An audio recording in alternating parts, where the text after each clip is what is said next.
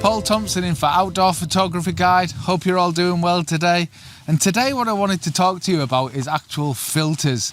Now, I don't know about you guys, but I've traditionally used these magnetic filters, which I absolutely love. The problem I have with them though, is if you look now, there's all black filters in this case. And I have to wear glasses to do my photography. I really struggle to see small writing. So the only thing I have to go on with these filters is the small white writing that they stick on the filters to tell you what strength ND filters they are. And that's something I really struggle with out on field. So what they've actually done is come up with a new version of these filters, which I think is a really fantastic upgrade.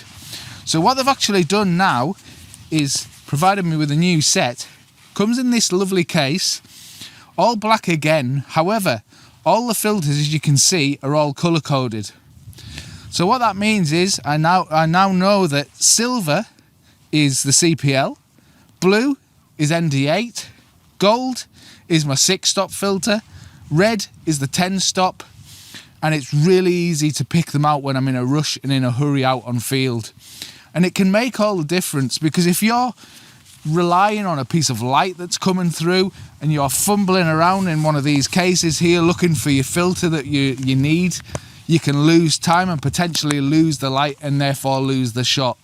So I find this new set is a fantastic way of getting around that. It makes it easier for me. Obviously I have to wear glasses, I have to put them on, then I have to look for this little white lightning. Well, now all I have to do is go into this case, pick out my coloured filter that I need, and they work the same way as the old style filters, so you don't need to replace the rings or anything like that.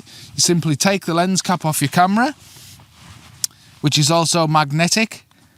You grab your filter, so say I wanted the silver for CPL, pop that on there and I'm good to go. So easy, so fast and so quick. And now with these colour coded options, I think it's the perfect option for landscape photography. It's the only real style of filter I now use. I don't use square filters anymore. I only use these circular filters because they're so small, so light to fit in my bag. Now there's also another company brought a similar sort of thing out when they're all colour coded filters. So other brands are available. You don't have to rely on this one. The main thing is that they're colour coded and make our lives easier as landscape photographers, and that's the main thing that we're looking for. Hope this has been really interesting for you. I've been Paul Thomson. This is Outdoor Photography Guide. See you again soon. Bye bye.